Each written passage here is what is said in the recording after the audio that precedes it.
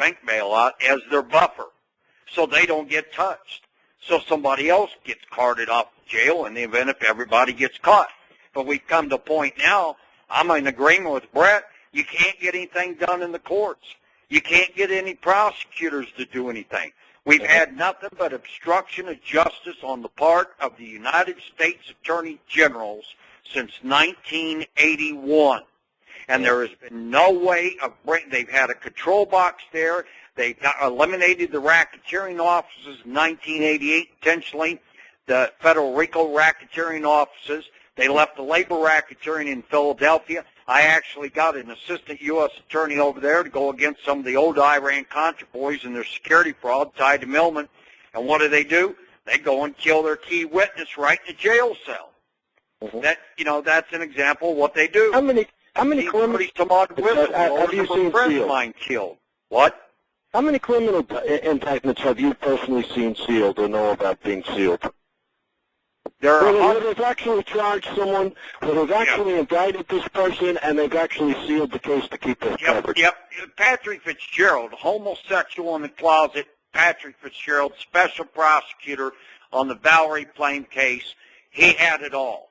And he passed it up initially to other U.S. attorneys because it was out of his scope of things that the Central Intelligence Agency, other agencies were feeding him at the time, and it was out of the scope of Bush himself, but it was interrelated, but it wasn't to deal with what he had only scope and authority to go after that Romney had given him under Ashcroft, which Romney's a good guy. But they appointed other U.S. attorneys, just like Carol Lamb of San Diego. She investigated the kidnapping of my daughter, Amanda Millman, they call her. Her real name's Amanda Webb, 27 years ago. And they investigated that, Carol Lamb did, and actually brought indictments of kidnapping against my ex-wife, my ex-father-in-law, and my ex-mother-in-law. And charged them with other things, forgery, perjury, frauds upon the court, and everything else.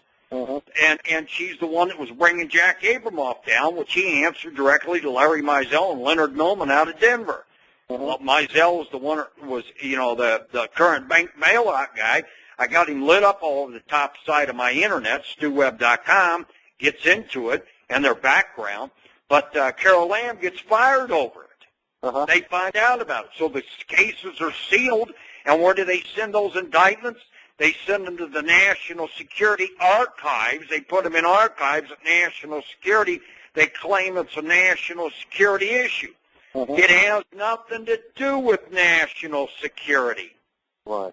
Is this why during the Clinton administration... It's full of Israeli Mossad intelligence officers. Is this why during the Clinton administration years there was that, I forgot the name of the individual, but he was caught stealing documents out of the archive, putting them in his socks? Yeah, Berger. Yeah. That wasn't during that administration. It was during Bush administration. He was going back and stealing stuff that had been buried there. Oh, I thought it was during Andy Berger. Some found in the White House in personal residence in Hillary Clinton's possession, but they never made a big deal about that. That could have been another case that you're referring to, but I'm aware of Sandy Berger going here, stuffing his socks and down his pants with documents relating to 911 that they put under there to hide it. That's how they get rid of it, and then eventually someone goes in and takes it out of there and steals it, and the documents disappear. One of the reasons they blew up the Oklahoma City building was to stop the Third Independent Party movement, the Patriot community that was rising up for change in the mid-'90s.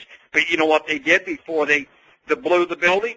They moved all the Iran-Contra, Ollie North, Mena, Arkansas, Bill Clinton, Hillary Clinton, money laundering, drug importation, Millman documents, all that stuff that was all tied up with them, and Millman was laundering it through Silverado and M&L business machines in Denver. They moved all those documents from the U.S. Attorney's Office 2 weeks before the Oklahoma City bombing. They moved a whole bunch of HUD documents related to 500,000 apartment units they stole from HUD. They moved those documents there, and then they blew them all up in the building. And then when the building didn't collapse and all the bombs didn't go off on all the pillars, They surrounded the area. They had everybody leaving. They bring in 6 or 7 Ryder pickup trucks to get all those documents out of there so they could go bury them out in the local landfill. Mm-hmm. And do they have witnesses to that? Yes, they got witnesses. They even a TV station that I have a copy of the recording was sitting there shooting the videotape of the Ryder trucks. I kept saying, what are these trucks pulling up here for? How come nobody's allowed to go get the people out of the building? Look, we got bodies, people falling out of here, and they're still alive. Mm-hmm. Mm-hmm. But this is the way they do. This is the way these people operate. They have no respect for human life. They're Satanists. They're practicing Satanists. Let's move on. I've written reports about this and reports about it, and even Anton LaVey's son, Anthony LaVey, I have an interview of him up on my website. If you go to Table of Contents, StuWebb.com, scroll down to Breaking News, and right above it says Table of Contents. Go in the archives there and look for the interview and look at the Kimball Castle. He was castrated on the at the Kimball Castle on the altar of Satan. And he talked about being locked in Leonard Millman, my ex-father-in-law's tunnel underneath his house, at the pre-ritual parties for being a bad boy and not capitulating to the game of, excuse the expression, getting sodomized. Mm-hmm. Let's go on to another conversation. We were going to bring up the assassination teams, NSAQ, Division 5. What's the gist on all this? I know you've had problems with them, and I've seen them around me quite a few times. What's the gist on what's going on here now? We've had them for years. The assassination team's been around since the 1950s that I'm aware of, even before that. The CIA had them. I mean, the government's used them. They've assassinated a lot of foreign leaders. They've assassinated a lot of people worldwide. But it's been ever since they assassinated the President of the United States. That was a CIA team, hit team. I mean, if you go to the archives, you can see, or under Table of Contents where my archives are, you can see under other top stories, the stories with documents, including a picture of George Herbert Walker Bush standing in front of the book depository store 6 minutes after the shooting. He was involved. I talked to Frank Sturgis. Frank Sturgis was one of the spotters for the shooter. A month later, he was killed. Less than a month later, I ended up in a jail cell, because I had been hiding from the FBI. They wanted to arrest me and shut me up, and that was when I was a political prisoner for that 10.5 months. A month later, Frank Sturgis was killed. He was also named Frankel. That was just, but, I mean, he had been a hitter, too. I've run across a lot of people. Division 5 of FBI is running a lot of these hit teams right out of Denver, Colorado. Mm-hmm. And right out of Denver. Mark Hoslaw's in charge of them, an FBI agent. Special agent in charge, Mark Hoslaw. Denver's in charge of these hit teams, some of them, for the FBI. The CIA's got them. The FBI's got them. The FBI's intertwined with the Defense Intelligence, Gary Best. Iran-Contra, Gary Best. Bosnia, Gary Best. Gary Best tied to Timothy McVeigh and Terry Lynn Nichols. Timothy McVeigh was a CIA. Terry Lynn Nichols was. Roger Moore on the Oklahoma City bombing case.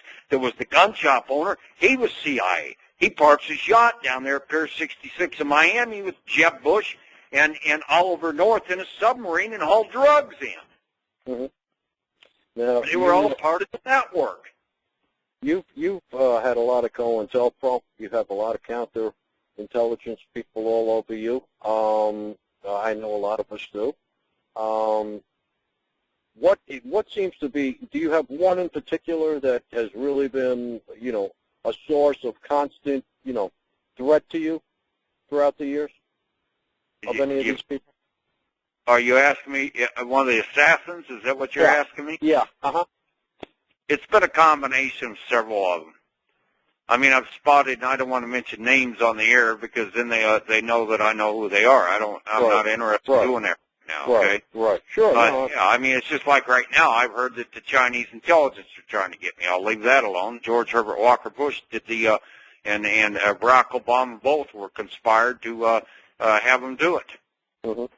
Barack Obama, the President of the United States, trying to hit me and Tom Heneghan both. Okay? Yep, and here's another interesting thing, that Barry Soetoro thing. I mean, you have that up on your site that's been floating around the internet? He's foreign-born Barry Soetoro. Yes, you're very correct.